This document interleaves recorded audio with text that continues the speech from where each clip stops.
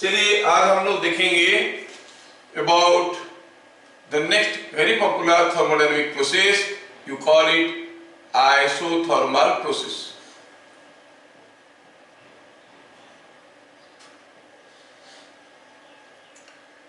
Isothermal means the temperature remains constant. क्या कहेंगे?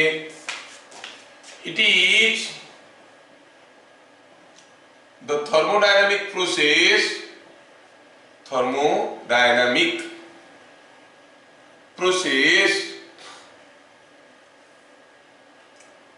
involving constant temperature.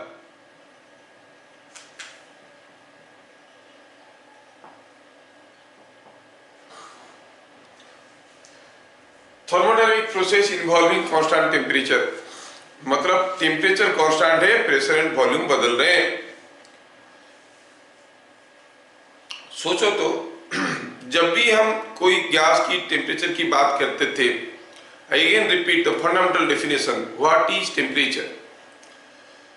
जब हम कोई बॉडी को छूते हैं, कोई गैस सिलेंडर को छूते हैं, what is the temperature we sense. How many particles are striking your finger, at what frequency they are striking and with what speed they are striking. 10,000 gas molecule पर second मार रहे हैं, 10 metre पर second में मार रहे हैं, है ना, और 1 सेकेंड में 25 बार मार रहे हैं. That gives you the sensation of temperature. तो ऑब्वियसली मान लो कि एक फ्लेक्सिबल सिलेंडर है जिसको कंप्रेस कर सकते हैं. आप उसको इसे पकड़े हो, उसके अंदर गैस मॉलिक्यूल्स मूव करते हैं, इधर टकराते हैं, टकराने से फिर वापस जाते हैं, फिर इधर टकराते हैं, फिर वापस जाते हैं और दोनों हाथों के बीच में टकराते रहते हैं. You sense some temperature. Molecules का वेलोसिटी तो फिक्स्ड है. अगर आप वो सिलेंडर को कंप्रेस कर दोगे तो क्या होगा, मॉलिक्यूल्स और जल्दी जल्दी स्ट्राइक करने लगेंगे. सोचो कि यहाँ पर कोई पेंडुलम है, यहाँ पर कोई एक दो मान लो कि ब्रास का प्लेट लगा है, तो ये पेंडुलम झूल रहा है. कैसे? टंग टंग टंग टंग टंग, striking rate. You understand. Now you bring the plates close. क्या होगा, अगर प्लेट्स को पास ले आओगे, ये टंग टंग टंग टंग टंग टंग टंग, क्योंकि थोड़ा सा डिस्टेंस जाना है. Are you getting? Rate of striking is increasing. So जब भी हम कोई गैस को कंप्रेस कर देते हैं, उसका टेम्परेचर बढ़ जाता है. एक्सपांड कर देंगे तो काफी देर में टंग टंग टंग टंग ऐसे करेगा, मतलब स्ट्राइकिंग रेट विल डिक्रीज, मतलब टेम्परेचर घट जाता है. ये बात में किसी को दो राय नहीं है. तो इसका मतलब इसमें से ये डिस्कशन आया कि अगर कोई गैस को कंप्रेस करेंगे टेम्परेचर बढ़ेगा. जैसे आप साइकिल की पंपिंग करते हो, वो सिलेंडर पूरा गर्म हो जाता है कि नहीं. तो कंप्रेस करने से तो टेम्परेचर बढ़ता है, एक्सपांशन करने से टेम्परेचर घटता है. और हम क्या बोल रहे हैं थर्मोडायनेमिक प्रोसेस में? बोलते हैं कि pressure and volume change but the temperature is constant. How come it is possible? हम वॉल्यूम को बढ़ा रहे हैं, घटा रहे हैं और टेम्परेचर कांस्टेंट है. ऐसा कैसे हो सकता है? ये तो टोटली असंभव लग रहा है ये method. So it is not possible to have a isothermal process, ऐसे लग रहा है. तो कोई थर्मोडायनेमिक प्रोसेस आइसोथर्मल कैसे हो सकता है? चलिए उसके बारे में डिस्कशन करते हैं. प्रेशर और वॉल्यूम भी बदलेगा लेकिन टेम्परेचर नहीं बदलेगा. ऐसा कैसा हो सकता है? सोचो कि आप साइकिल की पंप को जल्दी जल्दी पंपिंग करते हो तो क्या होता है, सिलेंडर गर्म हो जाता है. अगर धीरे से पंप करोगे, फिर धीरे से ऊपर उठाओगे, पिस्टन को एकदम धीरे धीरे मूव करोगे तो उसका टेम्परेचर नहीं बढ़ता है. क्यों? कंप्रेस करने से तो टेम्परेचर बढ़ना चाहिए. हाँ, तो धीरे से जब प्रेस करते हो क्या होता है, टेम्परेचर तो बढ़ता है. आप पिस्टन को पुश कर रहे हो, इसका टेम्परेचर तो बढ़ता है, लेकिन मान लो कि बाहर का टेम्परेचर था सपोज 20 डिग्री सेंटीग्रेड, प्रेस करने से पहले ये था 20 डिग्री सेंटीग्रेड. आप इसको धीरे से प्रेस किए, थोड़ा सा प्रेस किए, सपोज बन गया 20.5 डिग्री सेंटीग्रेड. थोड़ा सा प्रेस होने के बाद अब ये धीरे धीरे अंदर नीचे ला रहे हो आप, लेकिन अंदर का टेम्परेचर बाहर से ज्यादा हुआ है, तुरंत क्या होता है, हीट भाग जाता है बाहर, है ना, हीट भाग जाएगा। तो क्या होगा, थोड़ा सा प्रेस करके अगर रोक देंगे थोड़ी समय के लिए, तो जैसे हम प्रेस करेंगे तो देखोगे टेम्परेचर में थोड़ा सा चेंज आएगा, अगर रोक देंगे तो हीट बाहर निकल जाएगा, अल्टीमेटली क्या हो जाएगा, टेम्परेचर फिर से 20, है कि नहीं। So when you slowly push the piston, what you observe, when you slowly push the piston, जो अंदर टेम्परेचर बढ़ने की गुंजाइश है उसके चलते हीट बाहर भागने लगता है और अंदर का टेम्परेचर कांस्टेंट रहता है। मतलब आइसोथर्मल प्रोसेस करने के लिए क्या जरूरी है, जरूरी है कि the process must be very slow, जल्दी जल्दी करेंगे तो आइसोथर्मल होगा ही नहीं। The process must be very slow, बहुत ही धीरे धीरे धीरे धीरे पिस्टन को पुश कर रहे हैं ताकि थोड़ा सा भी जो टेम्परेचर बढ़ रहा है उसके चलते हीट बाहर भाग रहा है और अंदर ठंडा हो जाता है। I can give you one more example.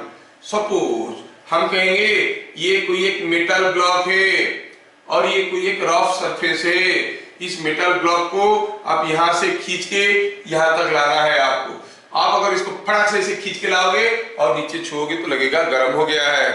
हुआ क्या, ड्यू टू फ्रिक्शन, रगड़ गया इसके ऊपर, some work was done against friction and that being a non conservative force, वो हीट में कन्वर्ट हो गया, टेम्परेचर बढ़ गया।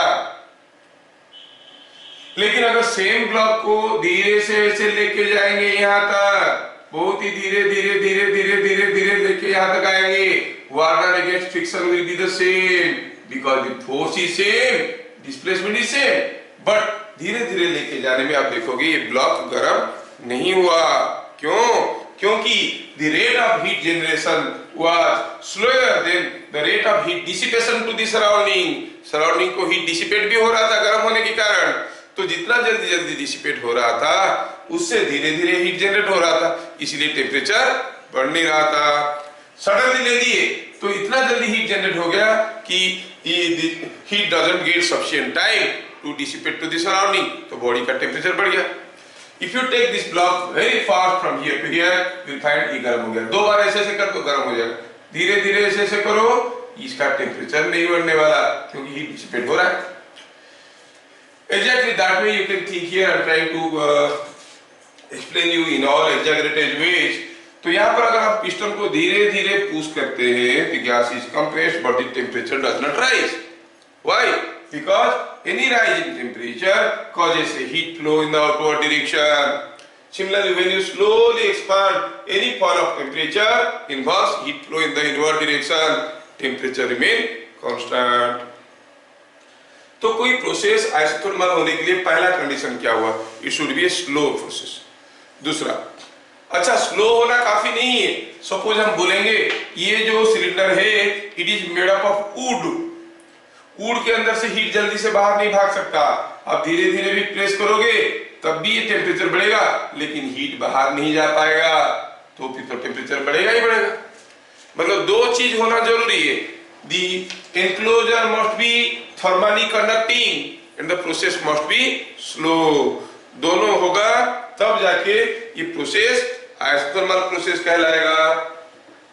तो क्या लिखेंगे आइसोथर्मल प्रोसेस का एग्जांपल में, क्या लिखवाएंगे हम लोग, लिखेंगे यहाँ पर पॉइंट 2 में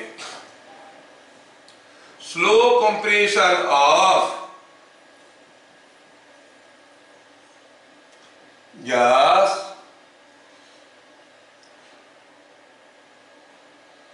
in a thermally conducting vessel। Thermally conducting vessel, कोई थर्मल कंडक्टिंग वेसल में गैस को अगर धीरे धीरे कंप्रेस करेंगे तो प्रोसेस आइसोथर्मल रहेगा। इधर क्लियर? सो कोई प्रोसेस आइसोथर्मल होने के लिए gas must be very slowly compressed and it should be carried out in a thermally conducting enclosure. दोनों कंडीशन होना जरूरी है, process must be slow and the cylinder must be thermally conducting, तब जाके heat transition होगा। ठीक है, point number 3। Now what is going to be the thermodynamic equation? Thermodynamic equation, thermodynamic equation क्या है? आप कहोगे T इज कांस्टेंट, और वैसे तो यूनिवर्सल गैस इक्वेशन हमें मालूम है, PV इक्वल टू nRT। अगर T कांस्टेंट हो गया, R तो इसी यूनिवर्सल गैस कांस्टेंट है, N is the system parameter, तो ये तीनों कांस्टेंट हो गए, तो PV हो गया constant. So isothermal process can be written as PV is equal to constant, मतलब P1 V1 is equal to P2 V2। ये हो गया thermodynamic equation. Understood? If we go for the PV diagram, point number 4 में PV diagram देखेंगे। PV diagram में हम क्या देख रहे हैं कि P into V is a constant, P into V is a constant, मतलब जब V कम रहेगा तब P ज्यादा रहेगा, V ज्यादा रहेगा तो P कम रहेगा, ये ज्यादा होगा तो ये कम होगा, ये ज्यादा होगा तो ये कम होगा, ऐसे करके। That means when V is small, pressure is high, when V is large, pressure is low. The diagram goes something like this. अब ये डायग्राम का कुछ खासियत देखिए। Suppose ऐसे the volume here is V1, pressure here is P1, pressure here is P2 and the volume here is V2। हमें मालूम है कि P1 V1 is equal to P2 V2। अब थोड़ा देखते हैं कि what does this P1 V1 represent? Look at this rectangle. The height is P1, width is V1.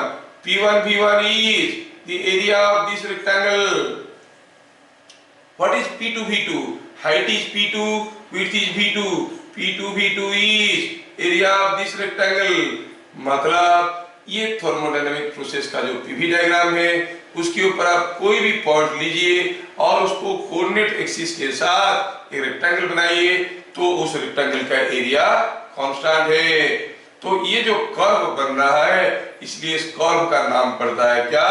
Rectangular hyperbola. Rectangular hyperbola, क्योंकि इसके ऊपर कोई भी पॉइंट लीजिए और एक रेक्टेंगल बनाइए, जितना एरिया होगा हर जगह एरिया वही होगा। P1 V1 will be equal to P2 V2, so the rectangle area will be same, you call it a rectangular hyperbola। और अगर ये एक्सपांशन हो रहा है, एक्सपांशन हो रहा है मतलब क्या हो रहा है, ये आप क्या कहोगे? इट इज हीटिंग प्रोसेस और कूलिंग प्रोसेस। एक्सपांशन हो रहा है मतलब क्या हो रहा है? You see, volume is increasing. Volume is increasing means temperature घटना चाहिए। ये हीटिंग हो रहा है कि कूलिंग हो रहा है? It is heating. ध्यान रहे कैसे? क्योंकि हीट अंदर जा रहा होगा। अरे वॉल्यूम एक्सपांड कर गया तो टेम्परेचर घट जाना चाहिए, टेम्परेचर नहीं घट रहा है, टेम्परेचर कांस्टेंट रहता है, मतलब आप उसको हीटिंग कर रहे हो और एक्सपांड कर रहे हो। हीटिंग के साथ साथ एक्सपांड करोगे। In isothermal heating process looks like this. Similarly, isothermal cooling process मतलब कूलिंग मतलब सिस्टम हीट ले रहा है कि सिस्टम हीट दे रहा है? क्या हो रहा है? isothermal cooling process system heat ले रहा है। अब क्या है कि अगर आप इसको कंप्रेस कर रहे हो, टेम्परेचर बढ़ना चाहिए, मतलब टेम्परेचर कांस्टेंट रखने के लिए क्या करना पड़ेगा? हीट एक्सट्रैक्ट करना पड़ेगा, सिस्टम को हीट रिजेक्ट करना पड़ेगा। You will say this is a cooling process. Heat is entering to the system, heat is rejected by the system. हम इसको ऐसे लिखेंगे तो और बढ़िया समझ में आएगा।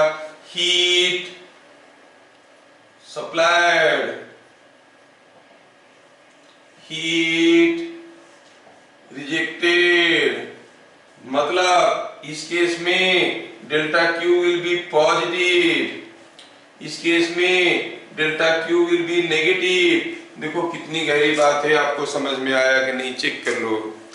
It's a very very important thing, it's very very.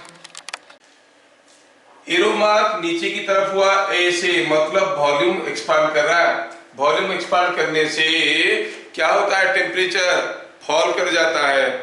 Temperature fall कर गया, टेम्परेचर फॉल कर गया मतलब मतलब, लेकिन हम तो कहते हैं कि आइसोथर्मल प्रोसेस है, टेम्परेचर फॉल करना चाहिए, टेम्परेचर को बरकरार रखना है, एक्सपांड भी करेंगे जिसमें टेम्परेचर फॉल हो जाता है, लेकिन आप चाहते हैं एक्सपांड भी करेंगे और टेम्परेचर बरकरार रहेगा, तो सिस्टम को हम हीट देंगे कि हीट निकालेंगे? ऐसे ही एक्सपांड करने के कारण ठंडा हो रहा है, हीट देंगे। So heat is supplied to the system, heat is supplied to the system, delta Q is positive. अब क्या है, कंप्रेस कर रहे हैं, कंप्रेस करने से टेम्परेचर बढ़ जाता है, टेम्परेचर बढ़ रहा था लेकिन हम कोशिश किए कि उसका टेम्परेचर कांस्टेंट रहे, तो सिस्टम को हीट देंगे कि निकाल लेंगे?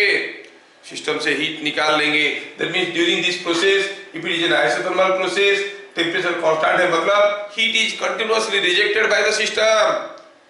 तो आप क्या कहोगे? Delta Q is to be taken negative.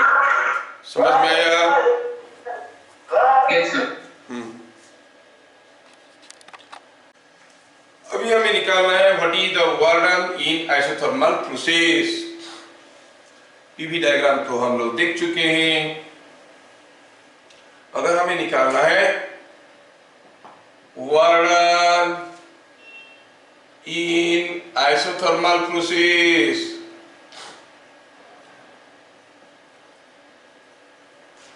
over the expansion from V is equal to V1 to V is equal to V2। अगर एक्सपांशन करेंगे कितना वर्क होगा? ठीक है। अब during this process pressure constant है क्या? हम जानते हैं कि ये प्रेशर में तो, ये प्रोसेस में तो प्रेशर बदल रहा है। During the process P is not constant, क्योंकि प्रेशर तो बदल रहा है, आप देख रहे हो। तो फिर डेल्टा W का फॉर्मूला क्या रहेगा? PdV integration V1 to V2। अब ये P को विथ रिस्पेक्ट टू B कैसे इंटीग्रेट करेंगे? हमें x स्क्वायर को integration with respect to dx करना आता है। When this is a function of x, you are integrating with respect to x। तो P को कैसे करेंगे? P को इंटीग्रेट करने के लिए अगर यहाँ पर V का कोई टर्म होता आसानी से कर लेते। चलिए कोशिश करते हैं।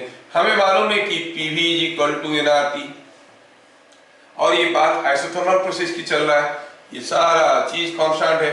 और ध्यान रहे कि T इज एब्सोल्यूट टेम्परेचर, तो P का वैल्यू क्या हो गया? nRT by V। तो P के जगह वैल्यू डालते हैं nRT by V dV integration V1 to V2। अब nRT being constant can be taken outside, it is 1 by V dV integration V1 to V2। ठीक है, याद रखो, शायद तुम में से कुछ लोगों को मालूम नहीं होगा कि 1 by V का इंटीग्रेशन होता है ln V। There is log V to the base E। log कहा जाता है क्योंकि E को हम लोग नेचुरल लॉगरिथमिक बेस कहते हैं। तो log V limited from V1 to V2। और अगर इसको हम ढंग से लिखे तो nRT तो हो गया कांस्टेंट, पहले अपर लिमिट डालते हैं फिर लोअर लिमिट डालते हैं, तो it will be ln V2 minus ln V1। ये हो गया वर्क डन। लेकिन आपको ये भी मालूम होगा log A minus log B is equal to log A by B। Keeping that in mind, it comes out to be nRT ln V2 by V1। So work done is given by nRT ln V2 by V1। समझ में आया? Things are not difficult। ठीक है, मैं तो इतना धीरे धीरे बता रहा हूँ, आप लोग अपना फोकस बढ़ाओ, समझ में आना चाहिए सारा चीज। अगर ये सारा चीज हो गया तो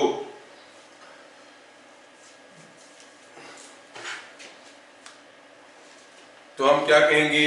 nRT ln V2 by V1 हो गया वर्क डन। लेकिन हमें मालूम है कि P1 V1 is equal to P2 V2।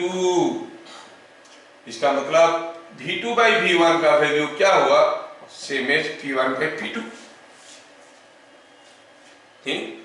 तो हम क्या कहेंगे, जो वर्णन है can be written as nRT ln V2 by V1 और can be written as nRT ln P1 by P2। ये चीज हमें समझ में आया। वर्क निकालने की दो फॉर्मूला हमारे साथ है, एक हुआ nRT ln V2 by V1 और एक हुआ nRT ln P1 by P2। So the work depends upon ratio of volumes, not the difference in volume। जबकि वार्डन का बेसिक फॉर्मूला था PdV, difference in volume V2 minus V1, लेकिन यहाँ पर ultimately आके कहाँ पहुंचे, ये depending upon V2 by V1 ratio of volume. मतलब हम V वॉल्यूम से 2V वॉल्यूम को कंप्रेस करने में जितना वर्क होगा, 2V से 4V में कंप्रेस करने के लिए उतना ही वर्क होगा, because 2V by V is same as 4V by 2V। समझ में आ रहा है क्या? दूसरा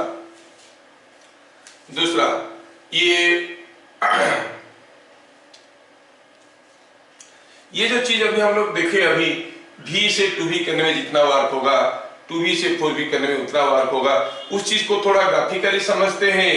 ग्राफिकली देखेंगे कि हमारा जो वर्णन होता था वो डिपेंड करता था by area under the diagram. Suppose हम कहेंगे ये समय में वॉल्यूम है V0, ये समय में वॉल्यूम है 2V0, ये समय में वॉल्यूम है 3V0, ये समय में वॉल्यूम है 4V0। मतलब V0 से 2V0 तक लेने में जितना वर्क होगा, this work is equal to 2V0 से 4V0 लेने में उतना ही वर्क होगा, is equal to this work. ये आपको समझ में आना बहुत जरूरी है। ये एरिया A1 और ये area A2 are same. Remember A1 is equal to A2। V0 volume से 2V0 वॉल्यूम तक एक्सपांड करने में जितना वर्क होता है, 2V0 से 4V0 तक एक्सपांड करने में उतना ही वर्क होता है। समझ में आया? That means this area and this area are equal. A1 is equal to A2। क्या सबको समझ में आया? ये ऊंचा एरिया है, स्लिम है, ये मोटा है, नाटा है, ये एरिया बराबर है। तो कभी कभार वो लोग ग्राफिकली आपको ऐसे क्वेश्चन पूछ लेंगे, ग्राफिकली क्वेश्चन पूछ लेंगे, अगर ये एरिया इतना है तो बताओ ये एरिया कितना होगा। तो यू मस्ट अंडरस्टैंड कि this area is equal to this area, because it depends upon ratio of volume. फिर और अगर आगे बढ़ेंगे तो 4V0 से कहां तक जाने से एरिया उतना ही होगा, 8V0। इसका मतलब आप लोगों को समझ में आने लगा है। देखो सेम क्वेश्चन को घुमा फिरा के पूछ देने से वो जेई क्वेश्चन बन जाता है। जेई कोई हाथी घोड़ा चीज नहीं है। If you understood the fundamentals you can strike. कुछ लोग सुपरफिशियली जाते हैं, सारे फॉर्मूला याद रखते हैं, न्यूमेरिकल कर देते हैं, चलो ठीक है, वो तो बोर्ड लेवल का हो गया। सारे फॉर्मूला का वाई हाउ को समझ के अप्लाई करके कर दिए तो फिर वो जेई मेन लेवल हो गया। सारे फॉर्मूले के अंदर घुस के देखना है, बढ़िया से समझ गए, चीजों को इंटरप्रेट कर पाए, now they are able to visualize, that is JEE advance level thinking. कोई डिफरेंस नहीं है। खैर हम लोग देख लिए वर्डन इन आइसोथर्मल प्रोसेस। अच्छा पॉइंट नंबर 6 में जाएंगे। पॉइंट नंबर 6 में जाएंगे। During an isothermal heating process, मतलब गैस को गर्म कर रहे हैं। कब? पक्का गैस एक्सपांड कर रहा हो। आप जानते हो पॉइंट नंबर 6 में कि जो चेंज इन इंटरनल एनर्जी होता है वो चाहे कोई भी प्रोसेस के लिए होता है NCV delta T. But delta T क्या है? डेल्टा टी क्या है? It is delta T is nothing but final temperature minus initial temperature. कोई बताएगा क्या इन isothermal process T2 minus T1 कितना होता है? 0 होता है, क्योंकि टेम्परेचर कांस्टेंट है। तो फिर डेल्टा U क्या हो गया? Therefore delta TU is equal to 0. There is no change in internal energy. So क्या लिखेंगे? It is the thermodynamic process. It is the thermodynamic process.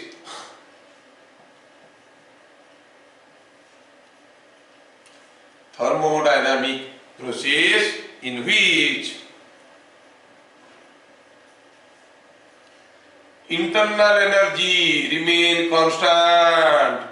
वो ऐसे करके पूछेंगे कौन सा थर्मोडायनामिक प्रोसेस में इंटरनल एनर्जी नहीं बदलता है, आपको हो गया जिसमें डेल्टा यू जीरो है। कौन सा है वो? Isothermal process. तो सेम चीज को दूसरे दूसरे रंग रूप में पूछेंगे। In which process the product of pressure and volume is a constant, in which process temperature remain constant, in which process the internal energy of the system does not change, in which process the work done depends upon the ratio of volume in final volume to initial volume, in which process the work done is directly proportional to the absolute temperature at which it is held। ऐसे करके questions पूछेंगे, आप जान लेना वो सारे का भगवान कौन है? आइसोथर्मल प्रोसेस है। Point number 7, by first law of thermodynamics. By first law आप जानते हो delta Q is equal to delta U plus delta W, लेकिन इस प्रोसेस में तो डेल्टा U जीरो है। तो क्या हो गया? इसका और एक कैरेक्टरिस्टिक सामने आ गया, delta Q is equal to delta W। जितना भी हीट दोगे सारे वर्क में कन्वर्ट हो जाएंगे, सारे के सारे वर्क में कन्वर्ट हो जाएंगे। क्या कहेंगे? All the heat supplied to the system, all the heat supplied to the system converts into external work और thermodynamic work। सारा का सारा हीट वर्क में कन्वर्ट हो गया। In an isothermal process 20 calorie of heat was supplied to the system, what is the work done? 20 calorie, क्योंकि internal energy तो बनेगा नहीं। और ये डेफिनेशन से भी आइसोथर्मल प्रोसेस को आपको समझना जरूरी है, ठीक है ना। अब ये पूरा का पूरा थर्मोडायनेमिक्स चैप्टर में हम करने क्या जा रहे थे? What was the main objective? जैसे हम थर्मोडायनेमिक चैप्टर स्टार्ट किए, हमारा ऑब्जेक्टिव क्या था? To convert thermal energy into dynamic mechanical energy. जो इंजिन्स में हम लोग यूज करते हैं, पेट्रोल को बर्न करते हैं, उसका हीट एनर्जी से गाड़ी का काइनेटिक एनर्जी आ जाता है। मतलब the entire heat energy is converted into mechanical energy। ये हमारा ऑब्जेक्टिव था। ऑब्वियसली हम वैसा एक थर्मोडायनामिक प्रोसेस को चाहेंगे जिसमें जितना हीट दे सारा का सारा क्या होगा? एनर्जी में, मैकेनिकल एनर्जी में बन जाएगा, कुछ लॉस नहीं होगा, है कि नहीं? तो यही है वो प्रोसेस जिसमें आप जितना हीट दोगे सारा का सारा वर्क बन जाएगा। 1 लीटर पेट्रोल यूज किया तो पेट्रोल का पूरा एनर्जी गाड़ी का काइनेटिक एनर्जी में कन्वर्ट हो गया, है ना। तो ऑब्वियसली ये हमारा मोस्ट चेरिश्ड सिस्टम होना चाहिए जिसमें all the heat supplied to the system is converting into external work. But थोड़ा सोचें, there is a big restriction. क्या रेस्ट्रिक्शन है? रेस्ट्रिक्शन ये है कि the process is slow, very slow. अगर हम आइसोथर्मल प्रोसेस में किसी गाड़ी को चलाएंगे, पेट्रोल का पूरा पैसा तो उठाएंगे, लेकिन गाड़ी का स्पीड होगा 1 सेंटीमीटर पर आवर, ठीक है ना। 1 घंटे में 1 सेंटीमीटर चलेगा धीरे धीरे, तो पूरा पेट्रोल का पैसा उठेगा। आप उठाना चाहोगे क्या? नहीं, because this process is very small. तो क्या लिखेंगे? हाउएवर दिस प्रोसेस alone, ये प्रोसेस अकेले में is not used in engines because the process is very slow। ये बहुत ही स्लो प्रोसेस है। तो ये हम थर्मोडायनामिक प्रोसेस को अकेले, उसके साथ दूसरे प्रोसेस को मिला के यूज करते हैं, अकेले में इस प्रोसेस को यूज नहीं करते हैं। तो हमें डेल्टा Q के बारे में भी पता चल गया कि वो डेल्टा W के बराबर है। Lastly not the least, we know the molar specific heat क्या था? किसी को याद है फॉर्मूला क्या था? What was the formula for molar specific heat? Delta Q by m delta T। कितना बढ़िया है, कुछ लोग पढ़ के आते हैं फटाफट बताते हैं, बाकी लोग मोबाइल के सामने बैठ के मुंडी हिलाते हैं, है ना। हाँ सर आता है, आता था, मतलब पहले आता था, अब कल नहीं आता है। लेकिन यहाँ पर तो हम देखें कि डेल्टा टी 0 है, टेम्परेचर बदल नहीं रहा है, फिर भी हीट अंदर जा रहा है और हीट बाहर जा रहा है, मतलब C का वैल्यू क्या हो गया, इनफाइनाइट। याद रहे, for an isothermal process what is the molar specific heat, you से इनफाइनाइट। सो कितने सारे कैरेक्टरिस्टिक सामने आ रहा है, कितने सारे कैरेक्टरिस्टिक सामने आ रहा है to understand isothermal process. Isothermal process कौन सा है, तो suddenly from the first approach में कोई बोलेगा कि द प्रोसेस जिसमें टेम्परेचर कांस्टेंट है, लेकिन हम ये भी कह सकते हैं द प्रोसेस जिसमें molar specific heat is infinity, the process in which all the heat supplied is converted into work, the process there is no change in internal energy, the process the work done depends upon the ratio of the volumes, the process in which present volume is a constant. ऐसे करके कोई भी statement वो आपको पूछ लेंगे, ये कौन सा प्रोसेस है पूछेंगे, तो आपको बताने में कोई दिक्कत नहीं होना चाहिए। तो आइसोथर्मल प्रोसेस आपको समझ में आ गया, ठीक है। कोई भी डाटा मैं यहाँ पे दे रहा हूं, उसके ऊपर आप अगर सोच विचार करोगे तो वो डाटा आपकी नॉलेज में कन्वर्ट हो जाएगा, नहीं तो आपके पास वो सिर्फ डाटा की फॉर्म में रह जाएगा। कोई पूछेगा ऐसा क्यों होता है, आप बोलोगे देखो बुक में लिखा है, देखो हमारे टीचर बोले थे, नहीं, then it is teacher's knowledge you are borrowing, teacher's knowledge you are borrowing, it is not your knowledge. आप अगर मेरे को कोई चीज पूछोगे, सर ऐसा क्यों होता है, हम बोलेंगे हमारे टीचर बोले थे, देखो बुक में नहीं लिखा है, बस विश्वास नहीं हो रहा है क्या, बुक में तो लिखा है। नहीं, I will not justify my data on the basis of the book और the teacher, this is science. हर चीज का व्हाई हाउ अवेलेबल है, बुक पे लिखा है बोल के एक्सेप्ट नहीं करेंगे। जब न्यूटन भी लॉ बोल दिए होंगे, न्यूटन बोले बोल के अगले दिन लोग एक्सेप्ट नहीं कर लिए होंगे, काफी उसके ऊपर सिम्पोजियम हुआ होगा, सेमिनार हुआ होगा, डिस्कशन हुआ होगा और उसको वेरिफिकेशन किया गया होगा, सारे एस्पेक्ट से सोचा गया होगा, उसके बाद एक्सेप्ट किया गया होगा। इसलिए नहीं कि न्यूटन बोले हैं वो एक्सेप्ट कर लिए होंगे, है ना। साइंस में there is nothing to blindly accept, science में कुछ भी ब्लाइंडली एक्सेप्ट करने वाली चीज नहीं है। असलियत तो ये है कि हमारे रिलीजियन में भी कुछ भी ब्लाइंडली एक्सेप्ट करने वाली चीज नहीं है। हमारा रिलीजियन पूरा का पूरा साइंटिफिक है, पूरा का पूरा साइंटिफिक है ना।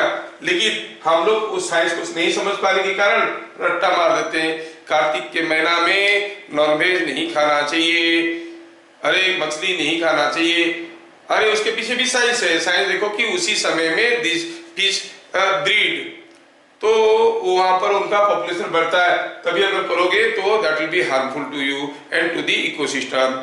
लेकिन हम लोग सोचते हैं कि नहीं खाना चाहिए क्योंकि अच्छा महीना है।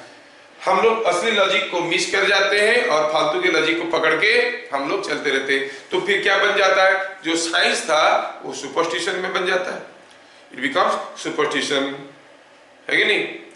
आप रास्ते में जा रहे हो, सामने आप जा रहे हो गाड़ी में और सामने से बिल्ली रास्ता में चला गया आगे से, आप क्या कहते हो, क्या मतलब है इसका, क्या मतलब है। अब आगे जा रहे हो गाड़ी में, पता चला सामने से बिल्ली ने जो है रास्ते के लेफ्ट से राइट में चला गया, रास्ता काट दिया, क्या मतलब निकालते हो आप लोग, ब्रेक मारना चाहिए, ब्रेक मारना चाहिए। नहीं, थोड़ी दूर में ही कि बिल्ली के ऊपर चढ़ नहीं जाओगे, आपसे 10 मीटर दूरी पे बिल्ली इधर से उधर चला गया। अगर कोई आप देहाती आदमी को पूछोगे बोलेगा अशुभ होता है, बिल्ली रास्ता काट दिया है। लेकिन कोई साइंस वाले को पूछोगे क्या हुआ, क्या समझते हो इसमें से, वो बोलेगा कि जैसे मैं जा रहा था वैसे बिल्ली कहीं जा रहा था। इसमें सोचने वाली चीज क्या है, बिल्ली को कहीं नहीं जाना है, क्या अपनी जगह रहेगा। ये जो सुपरस्टिशन घुस गया है, इसीलिए सारी लड़ाई है। If you go back to the science of everything, Vedas are the science for all, may be Hindu Muslim Christian, सबके लिए। All medicines, all mathematics, all differentiation integration, everything are available. But लोग क्या सोचते हैं कि ये एक रिलीजियस बुक है। कौन सोचते हैं, बेवकूफ रिलीजियस पीपल, बेवकूफ रिलीजियस पीपल सोचते हैं कि ये एक रिलीजियस बुक है। ये रिलीजियस बुक नहीं है, साइंस का बुक है। It's a science, it is a manual to live life. कोई भी एक मैनुअल चाहिए, आप एक नया इंस्ट्रूमेंट खरीद के लेके आए, उसको यूज करना है, ये उसका साउंड का जैक है, ये उसका पावर का जैक है, और ये इसको दबाओ तो ऑन ऑफ होता है, इसको बढ़ाओ तो वॉल्यूम कम ज्यादा होता है, इसको बढ़ाओ तो बास कम ज्यादा होता है। इसका मैनुअल पढ़ोगे तो आपको समझ में आएगा। बिना मैनुअल के यूज किए, जहां पर साउंड का जैक डालना चाहिए था वहां पर पावर का जैक डाल दिए और दिवाली बन गया, है कि नहीं? So you should use a manual to handle the things properly, and that to ordinary audio system, and you see what complicated system you are. आपके अंदर क्या क्या चीजें चल रहे हैं, क्या क्या चीजें चल रहे हैं, तो you always need a manual to handle yourself, and that manual is so called, people call it religious books, but these are all science books written as Vedas. ठीक है, वेदास उपनिषद क्या है? These are the manuals to handle human being. है, हम लोग out of track चले गए। हाँ, कम बैक। तो मोलार स्पेसिफिक। अच्छा, अगर आप लोगों को सारा चीज समझ में आ गया, अभी तो प्राय ऑलमोस्ट सबको लग रहा होगा कि हाँ आइसोथर्मल प्रोसेस क्या है, समझ में आ गया। ठीक है, मैं आपको एक केस देता हूं और मेरे को बताओ, just for sake of example, कितना समझ में आया, मैं क्या चाहता हूं आपसे, आप कितना डेप्थ में समझ रहे हो, ये मैं जानना चाहता हूं। सोचो एक आइसोथर्मल प्रोसेस ऐसा है जिसमें किसी गैस को वॉल्यूम V1 से वॉल्यूम V2 तक एक्सपांड किया गया है, ठीक है, और एक दूसरा आइसोथर्मल प्रोसेस है, वो भी कुछ ऐसा ही है, ठीक है। This is one isothermal process at some temperature T2, this is at some temperature T1, अलग अलग टेम्परेचर में आइसोथर्मल प्रोसेस किया गया है। ये पीवी डायग्राम है दोनों आइसोथर्मल प्रोसेस का। पूछा गया है बताओ T1 ज्यादा है कि T2 ज्यादा है। अगर आपको सब कुछ समझ में आया है, with logic you can explain what is more T1 और T2। दोनों ही केस में गैस को V1 से V2 एक्सपांड किया गया है। एक केस में, दोनों केस में टेम्परेचर कांस्टेंट था, एक केस में टेम्परेचर T1 था, दूसरे केस में टेम्परेचर T2 था। सो दो आइसोथर्मल कर्व आपको मिल गया। इसको देख के आपको बताना है T1 ज्यादा है कि T2 ज्यादा है। लॉजिक के साथ बोलना है, फेंकना नहीं है। फेंकने वालों को हम नहीं पकड़ते। अब देखो, अच्छा पहले बताओ प्रोसेस 1 में ज्यादा वर्क हुआ है कि प्रोसेस 2 में ज्यादा वर्क हुआ है? कौन सा प्रोसेस? 1 में। क्यों क्यों क्यों क्यों क्यों क्यों क्यों क्यों क्योंकि ये आप जानते हो। और वर्क का फॉर्मूला क्या है? वर्क का फॉर्मूला तो है nRT log V2/V1। कौन सा केस में V2/V1 ज्यादा है? पहला केस में V2/V1 जितना है, दूसरे केस में भी V2/V1 इतना है। दोनों केस में V2/V1 बराबर है, दोनों केस में n बराबर है, r बराबर है। T जिस केस में ज्यादा होगा उस केस में ज्यादा वर्क होगा, है कि नहीं? इसका मतलब T1 is more than T2. Why? Because delta W1 is looking to be more than delta W2. ऐसे एनालिसिस करना है मेरे भाई। सारा चीज अगर ऐसे फैला के बताऊंगा, पता चला साल भर में थर्मोडायनेमिक्स ही पढ़ा रहा हूं। मैं कुछ क्लू दे दिया, आपको इसके ऊपर सोच विचार करके उसको ऑब्जर्व करना है। मैं आपको दिखा दिया एक्सपेरिमेंट करके, देखो बेटा ये पेन है ना, ये पेन है, इसको खोलते हैं, इधर से इंक डालते हैं, इसे लिखते हैं। फिर आपको क्या करना है, मेरा क्लास खत्म हुआ, आप पेन को पकड़ के बैठो, अच्छा ये पेन है क्या, अरे वाह बढ़िया, तो है ऐसे दिखता है, इधर से सिलेंडर जैसे दिखता है, इधर से सर्किल जैसे दिखता है, इधर से डंडा जैसे दिखता है, अरे वाह ये ऐसे भी घूम सकता है, और ये एक रिजिड बॉडी है, अच्छा कैपिलरी राइज से इंक निकल रहा होगा ऊपर। ये सारा एनालिसिस आपको करना है। If I make all this analysis for you, I can not proceed. तो आप जब ये सब एनालिसिस करोगे, आप कहोगे आप पढ़ रहे हो, अदरवाइज आप क्या कहोगे, रट रहे हो, नोट बना रहे हो, ठीक है। So you have understood what is isothermal process.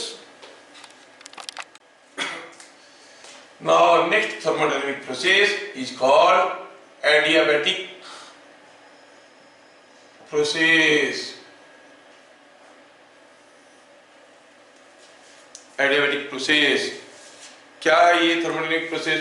हम लोग PV/T = nR ये फॉर्मूला को यूज किए और देख लिए कि कोई भी थर्मोडायनेमिक प्रोसेस में एक से ज्यादा पैरामीटर कांस्टेंट नहीं हो सकता।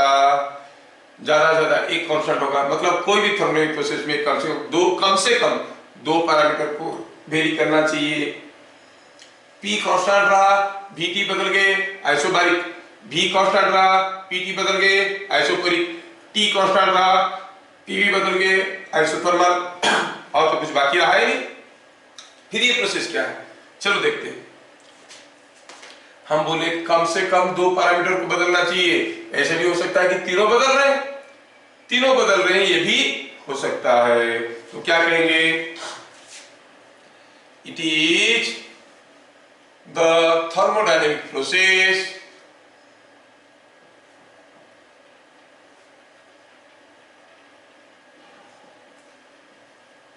in which no heat exchange takes place between system and surrounding। ये अपना अडामेंट में रहता है, ना हीट लेता है ना ही हीट देता है।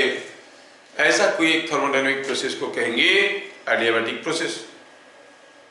सिस्टम और सराउंडिंग के बीच में कोई हीट का लेन देन नहीं होता है, मतलब सिस्टम पे जितना हीट था उतना ही रहता है, total heat of the system remain constant. अच्छा, इसमें ये कैसे प्रैक्टिकली पॉसिबल है, अभी अभी तो हम लोग देखें, अगर किसी गैस को कंप्रेस करते हैं तो टेम्परेचर बढ़ जाता है, टेम्परेचर बढ़ जाता है तो हीट बाहर भाग जाता है ना। तो कोई सिस्टम को एडियाबैटिक रखने के लिए सिस्टम की अंदर से बाहर या बाहर से अंदर कोई हीट नहीं आना चाहिए। ऐसा कब होगा, क्या होना, कब होना जरूरी है, अगर सिस्टम की जो बाउंड्री वॉल्स है वो थर्मली इंसुलेटिंग हुए तो।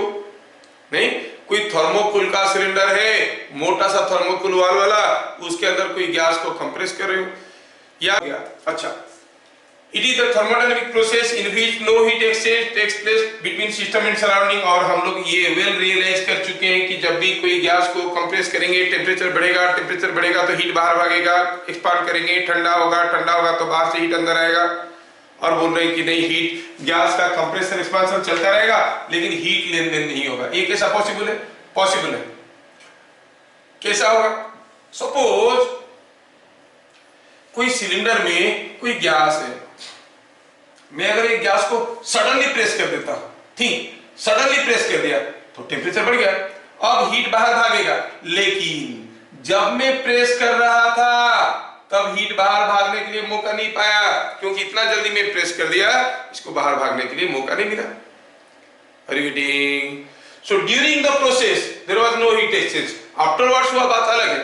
So any fast process, कोई बैलून बर्स्ट कर गया, सडनली बर्स्ट कर गया, अंदर का एयर सडनली एक्सपांड कर गया, वो हीट अब्सॉर्ब नहीं कर पाएगा, एक्सपांड करने के कारण ठंडा होगा, थोड़ी देर के बाद बाहर के एयर से गर्माहट उसके अंदर आएगा, हीट इसके अंदर आएगा। But during this explosion there was no heat exchange. तो हमें तो प्रोसेस की बात करना है, बाद में क्या हुआ नहीं देखना है। क्या देखना है कि एनी थर्मोडायनेमिक प्रोसेस जिसमें हीट एक्सचेंज नहीं होता, ऐसा कब हो सकता है, for this the process must be very fast. Remember, any fast process can be considered as a adiabatic process, or very fast होगा चलेगा, और the process must be carried out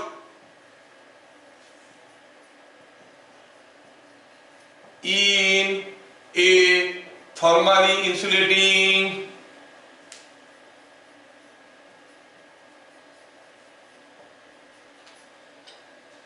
container और वेसल। थर्मली इंसुलेटिंग होगा तो फिर heat कैसे बाहर जाएगा,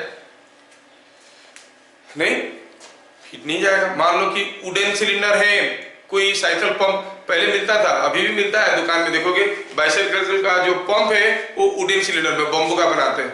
तो उसमें क्या होगा, आप जो भी कंप्रेस करोगे, जो भी टेम्परेचर बढ़ेगा, हीट बाहर जाने के लिए मौका नहीं पाएगा, because wood is almost a good thermal insulator, तो that process becomes adiabatic. Now what is the thermodynamic equation? Thermodynamic equation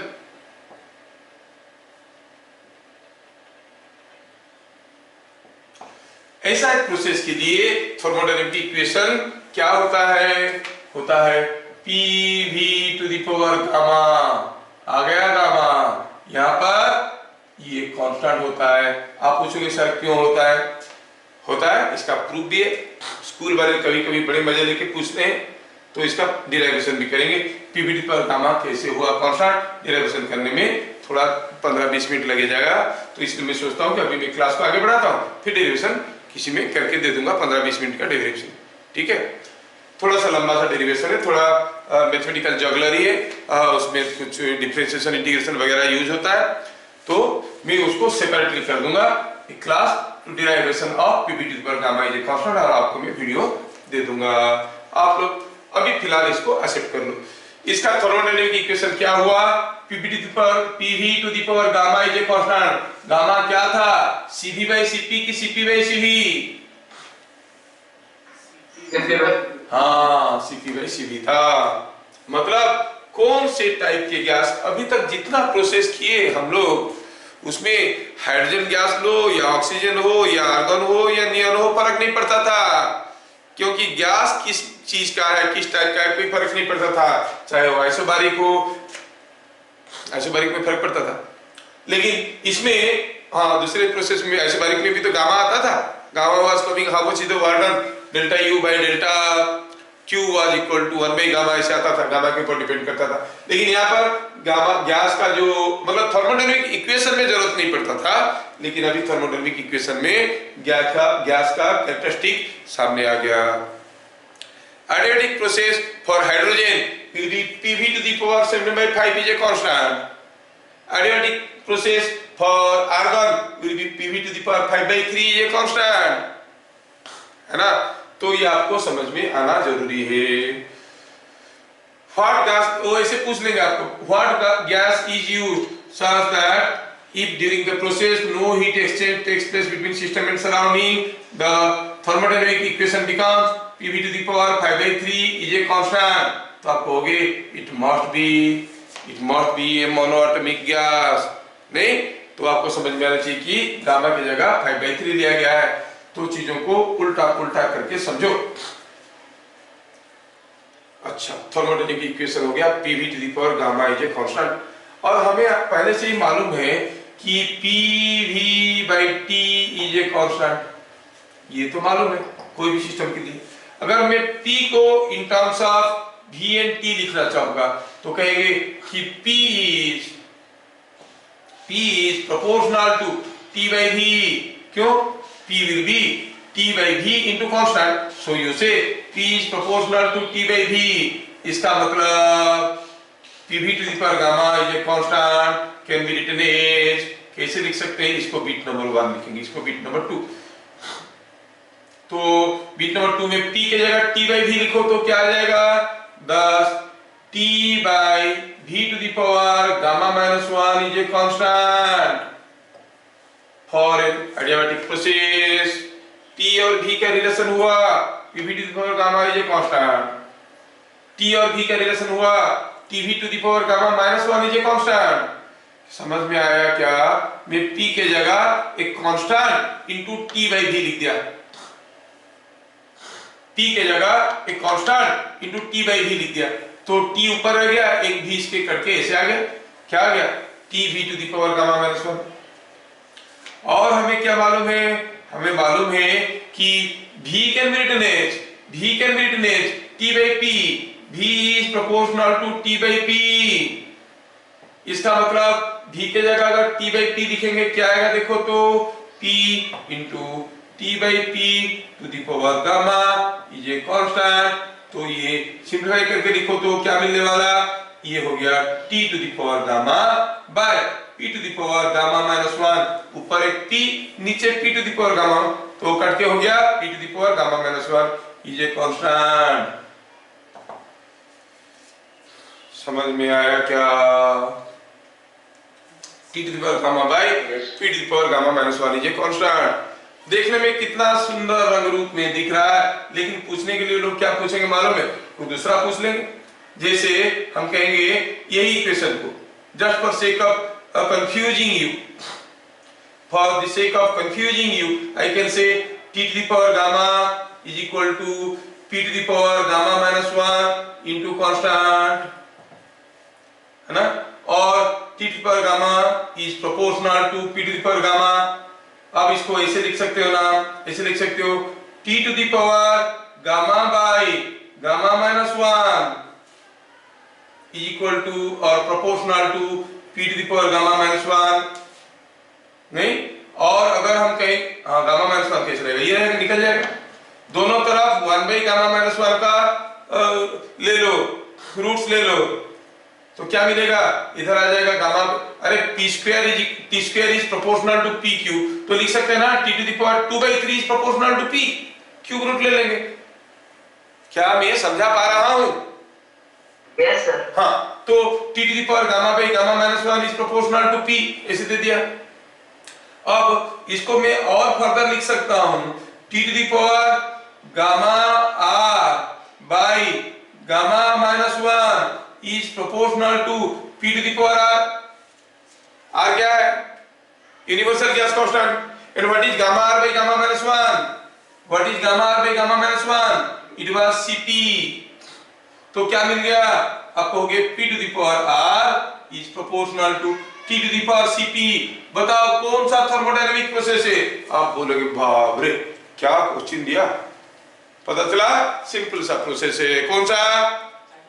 adiabatic process. वो आईआईटी जेईई वालों का इस किस्म की खुजली होते रहता है, वो क्या क्या मोड़ तोड़ के देते रहते हैं। बस आपको सारा चीज समझ में आना बहुत जरूरी है। जेईई वालों का काम ये है कि हरदम बच्चे को कितना डेप्थ तक समझ में आया वो सारा डालते रहेंगे। जो लोग सुपरफिशियली जाएंगे फॉर्मूले से बोर्ड पर पार कर जाएंगे, थोड़ा सा एक सिंगल लेयर लॉजिक देखेंगे जेईई में, अंदर गुत्थी खाए तो जाके गोती खाए, अंदर गए तो मिलेगा जेईई एडवांस। ठीक है, उतना आसान चीज नहीं है।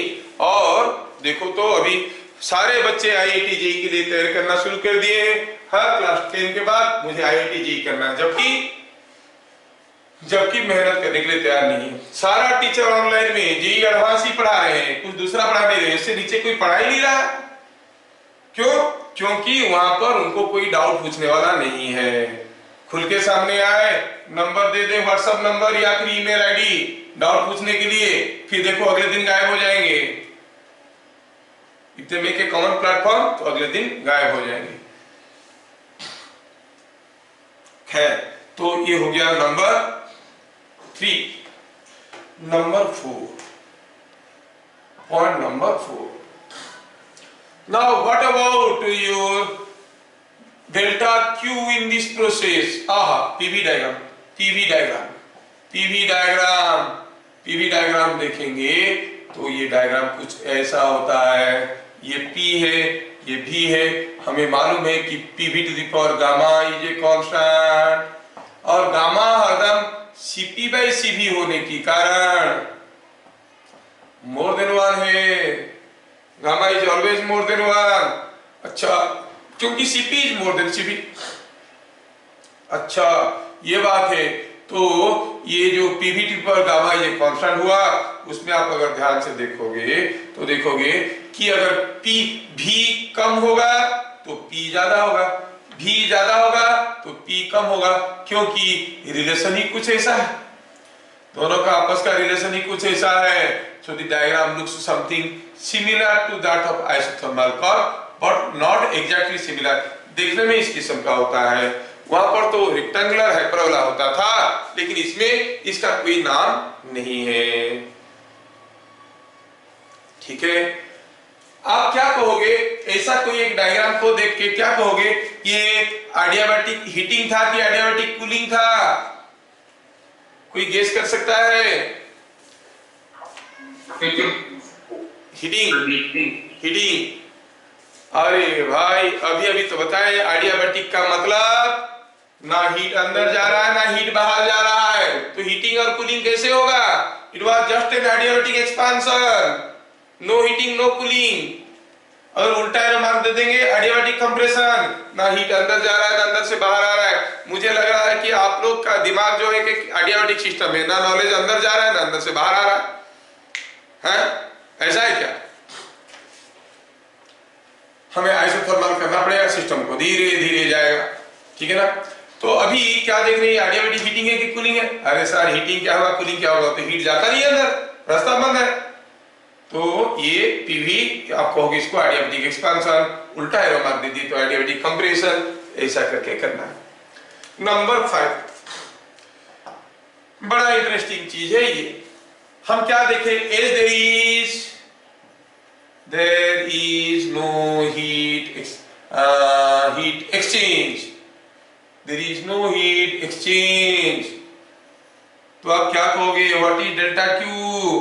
डेल्टा क्यू होगा 0, ना हीट ले रहा है ना हीट दे रहा है, ठीक है। एडियाबैटिक प्रोसेस में डेल्टा क्यू 0 हो गया। अब हमारे फर्स्ट लॉ ऑफ थर्मोडायनेमिक्स क्या कहता है? फर्स्ट लॉ ऑफ थर्मोडायनेमिक्स कहता है delta Q is equal to delta U plus delta W, है ना। अच्छा, तो फिर डेल्टा क्यू अगर 0 हो गया तो डेल्टा डब्ल्यू कितना है? Minus delta you. मतलब सिस्टम अगर वर्क करेगा पॉजिटिव वर्क तो इंटरनल एनर्जी डेल्टा होगा, डेल्टा डब्ल्यू पॉजिटिव है तो डेल्टा यू क्या हो जाएगा? नेगेटिव। मतलब if the system does positive work, its internal energy decreases. Positive work मतलब expansion. If system undergoes adiabatic expansion, internal energy घटेगा।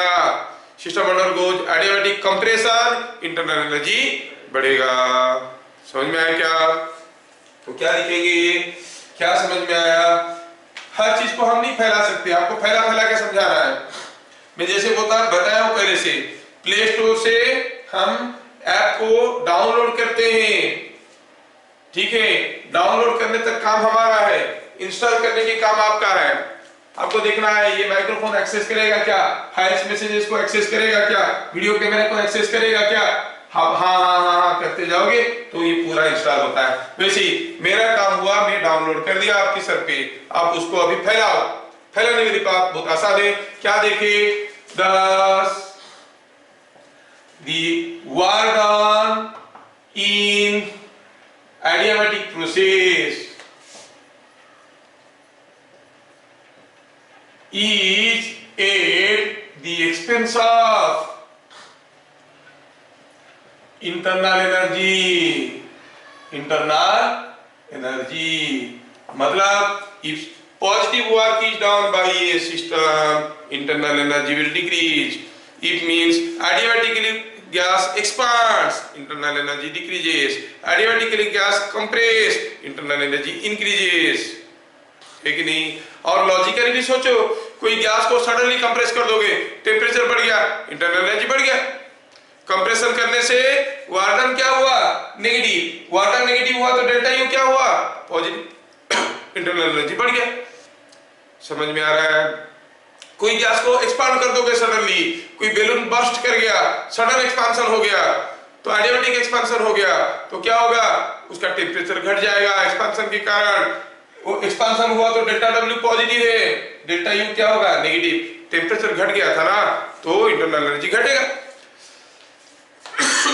तो वही बात है भाई, फार्मूला ऑफ थर्मोडायनेमिक्स हम देखे कि जो भी वर्क हो रहा है it is at the exchange of internal energy. ठीक है, इंटरनल एनर्जी को खा के ये वर्क कर रहा है। ठीक है, एज फॉर एनी प्रोसेस, कोई भी प्रोसेस हो, डेल्टा यू क्या है? NCV delta T. नहीं तो आप कहोगे देखो delta W is equal to minus delta U is equal to minus NCV delta T, T2 minus T1। थोड़ा ध्यान से देखो मेरे भैया, बड़े इंटरेस्टिंग चीज आ रहा है यहाँ पे। अब ये माइनस साइन को अंदर ले लूंगा। बुक में वार्डन का फॉर्मूला निकाला है, बुक में भी डिराइव किया है। What is the derivation for work done in adiabatic process using a very complicated integration approach. I am trying to do it without integration. Book में इंटीग्रेशन करके किया है, आपको बड़ा डिफिकल्ट लगेगा।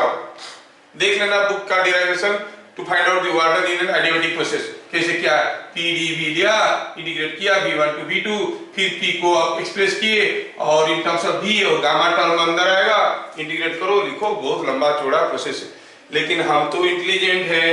हम क्या किए, कर दिए NCV T1 माइनस T2, मिल गया वार्डन का फॉर्मूला सीधा सीधा। और बुक में ये वाला फॉर्मूला नहीं है, बुक में जो वाला फॉर्मूला हम उसमें भी आते हैं। हम इसको लिखते हैं n CV का वैल्यू क्या है, R by gamma minus 1 T1 minus T2। क्या इसको हम लिख सकते हैं NR T1 minus NR T2 by gamma minus 1। Yes, but what is NR T1? You know PV is equal to NR T, तो P1 V1 is equal to NR T1, putting that it is P1 V1 minus P2 V2 by gamma minus 1। ये book वाला formula है। Water in an adiabatic process is given by P1 V1 minus P2 V2 by gamma minus 1। समझ में आया?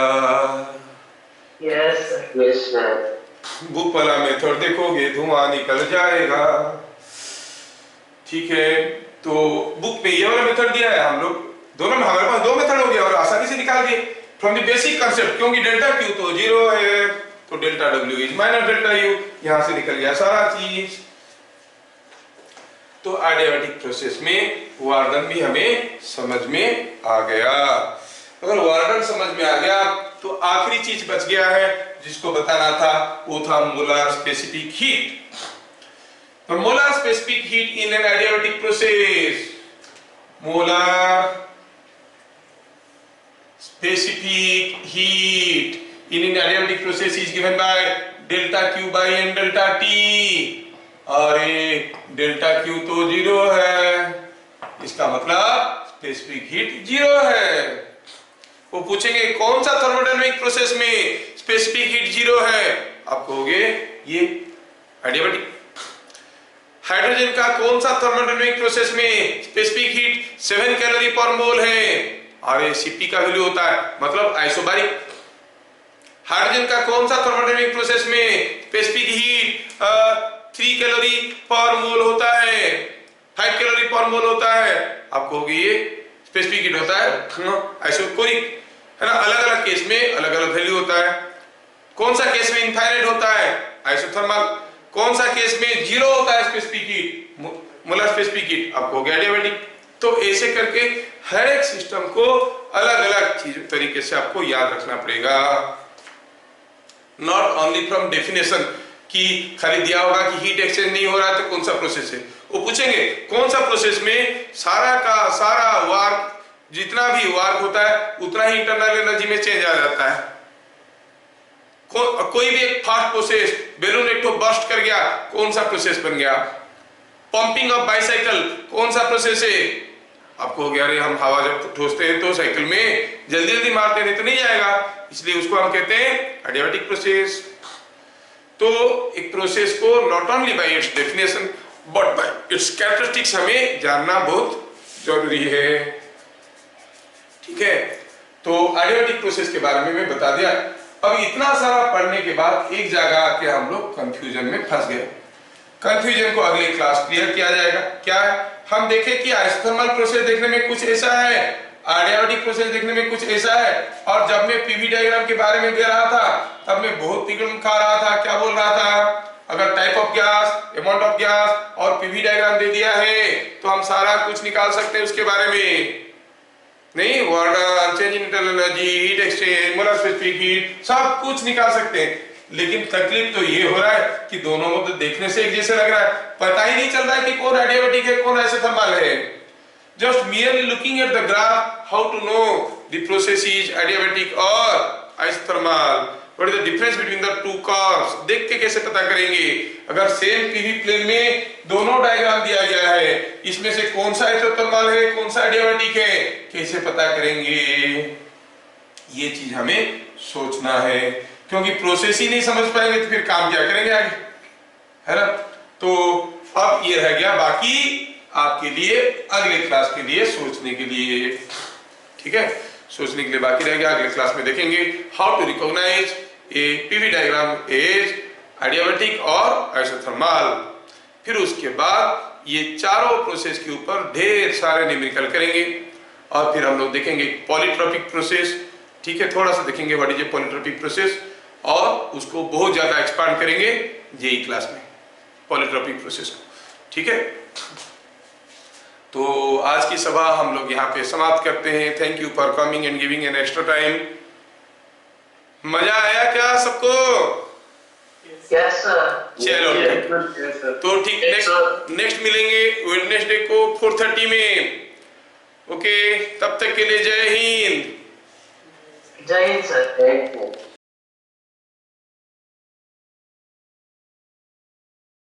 कोई thermos flask के अंदर कोई चीज को कंप्रेस कर रहे हो, ठीक है? आप लोग जानते होंगे थर्मस फ्लास्क में क्या होता है, कभी अगर देखे होगे सही मायने से थर्मस फ्लास्क क्या होता है, थोड़ा सा मैं बताना चाहूंगा यहाँ पर, क्योंकि बाकी आप लोगों को ये मौका कभी जानने के लिए दूसरी जगह मिलेगा नहीं। ऑब्जेक्टिव क्वेश्चन में तो कहीं भी कुछ भी पूछ सकते हैं। अगर आप एक थर्मस फ्लास्क को देखोगे तो उसके अंदर क्या होता है, ऐसे रहता है कि ग्लास बॉल, कभी घर में है तो तोड़ो उसको। जो असली वाला थर्मस फ्लास्क है उसके अंदर एक ग्लास का बोतल मिलेगा मेड अप ऑफ ग्लास, और उसके ऊपर यहाँ पर कुछ इंसुलेशन मिलेंगे, फिर उसके ऊपर प्लास्टिक का कवरिंग मिलेगा ऐसे। तो पहले ऐसे करते हैं कि ये जो है आपका थर्मस फ्लास्क, इसके ऊपर ऐसे प्लास्टिक का कवरिंग रहेगा, और ये जो प्लास्टिक का कवरिंग है उसके अंदर एक इंसुलेटिंग पैड लगा रहेगा उसके साथ। जो प्लास्टिक का कवर है उसके साथ एक इंसुलेटिंग पैड लगा रहेगा, ऐसे चिपका रहेगा। ये हो गया इंसुलेटिंग पैड, और यहाँ पर हो गया आपका जो गर्म पानी रखना चाहते हो, और ये हो गया उसका ढक्कन, ठीक है? अगर ये ग्लास बॉल को आप ध्यान से देखोगे, ये ग्लास बॉल में ये ऐसा है ग्लास बॉल, उसका एग्जैक्ट शेप आपको कुछ ऐसे मिलेगा, और यहाँ पर आपको एक छोटा सा ऐसे प्रोजेक्शन मिलेगा ग्लास बॉल का। ये बोतल जैसे नीचे प्लेन नहीं रहेगा, नीचे से छोटा सा एक प्रोजेक्शन रहेगा। अब होता क्या है मैं बताता हूं पहले। और ये जो ग्लास बॉल दिखोगे उसके बाहर की तरफ आपको मिरर के पीछे जैसे कोटिंग होता है ना, सिल्वर कोटिंग, ऐसे सिल्वर कोटिंग मिलेगा। Here is silver coated glass ball with a small projection here. I'm talking about a ideal thermos flask. Ideal क्या? Real thermos flask. बाकी तो काम चलाने के लिए कुछ भी कर देते हैं, पानी को गर्म रखना है, but this is not a thermos flask. Thermos flask में क्या होता है? अब इसके अंदर आप कुछ गर्म पानी रख दिए। अब गर्म पानी ठंडा नहीं होना चाहिए, हीट बाहर नहीं भागना चाहिए। हीट भागने के कितने तरीके हुए? एक तो हुआ थर्मल कंडक्शन, कोई बॉडी के साथ कांटेक्ट में आएगा, बाय इट्स कंडक्टिविटी हीट भाग जाएगा।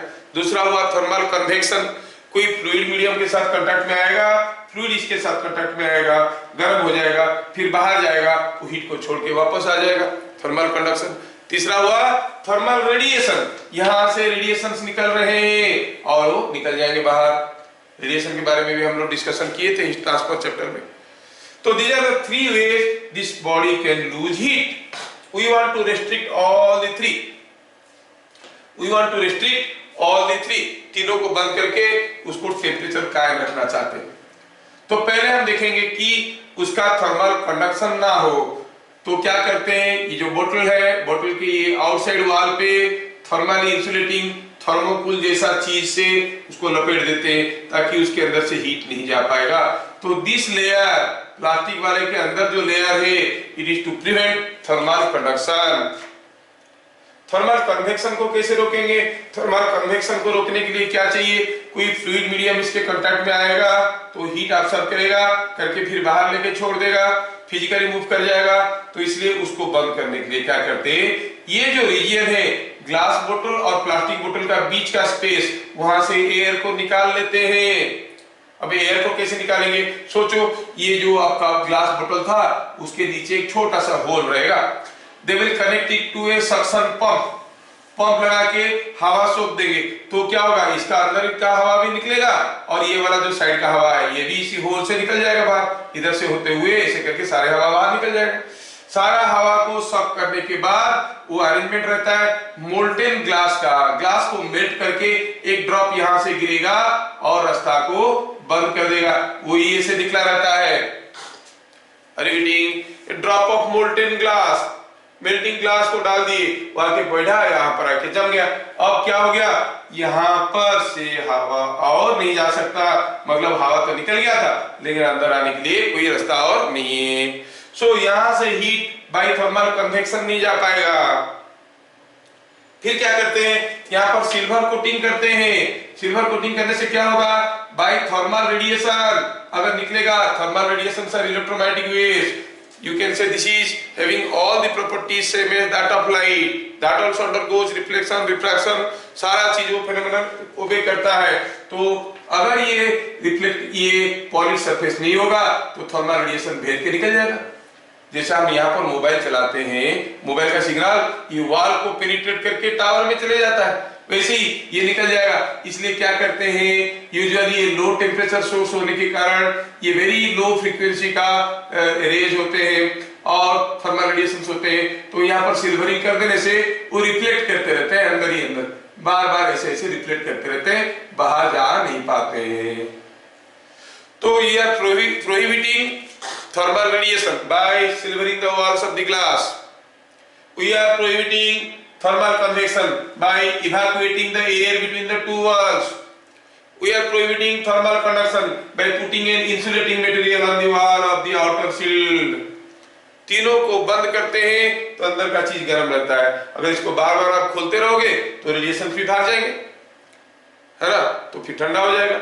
इसीलिए थर्मोप्लास्ट में टेम्परेचर कांस्टेंट रखने के लिए इतना सारा अरेंजमेंट कहा जाता है। ठीक है, ये हो गया थर्मोप्लास्ट की कहानी। हम लोग फिर से दूर भागे पढ़ रहे थे एडियाबैटिक प्रोसेस, बीच में ये आपका पूछना है कि यहाँ से रेडिएशन बाहर नहीं जा रहा है, मतलब इसके अंदर एक मोबाइल रख के कॉल करेंगे तो मोबाइल नहीं बजेगा क्योंकि सिग्नल अंदर नहीं जाएगा, नहीं, ठीक है, वही मैं बता रहा हूँ। देखो, there is a law called Wien's law. ये वेन्स लॉ क्या कहता है कि हर एक टेम्परेचर में हर एक बॉडी से थर्मल रेडिएशन निकल रहे हैं, लेकिन जो थर्मल रेडिएशन निकलते हैं उनका जो फ्रीक्वेंसी है, so highest intensity thermal radiation का frequency is directly proportional to absolute temperature। तो टेम्परेचर लो होने के कारण वेरी लो फ्रीक्वेंसी का रे निकलते हैं।